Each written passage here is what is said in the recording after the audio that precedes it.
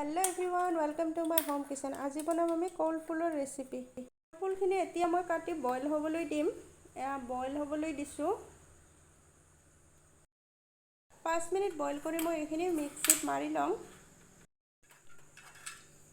মই মিক্সি জাৰত দি দিলোঁ।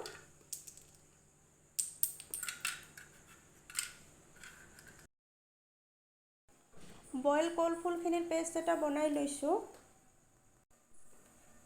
এতিয়া ইয়াত লৈছোঁ মই পকা জলকীয়া, পিঁয়াজ আৰু নহৰু। পিঁয়াজ নহৰুখিনি মই তেলত ফ্ৰাই কৰি ল'ম।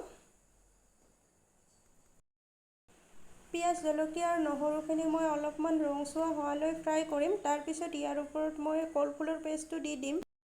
কলফুলৰ পেষ্টটোত মই নিমখ আৰু হালধি গুড়ি দি ৰাখিছোঁ। এতিয়া ইয়াৰ ওপৰত দি দিছোঁ। দি গেছৰ ফ্লেম ল' ৰাখি মই এইখিনি ফ্ৰাই কৰিম, মিডিয়াম টু ল'। 10 পৰা 15 মিনিট গেছৰ ফ্লেম ল' ৰাখি মই পেষ্টখিনি লৰাই আছোঁ। এয়া কালাৰ চেঞ্জ হৈ গৈছে। এতিয়া মই উঠাই ল'ম ধুনীয়াকৈ। এয়া লৈ লৈছোঁ। এয়া চাওক, কলফুলৰ চাটনি একেবাৰে ইজি আৰু কম সময়ৰ ভিতৰতে হৈ যাব। আপোনালোকে ট্ৰাই কৰিব।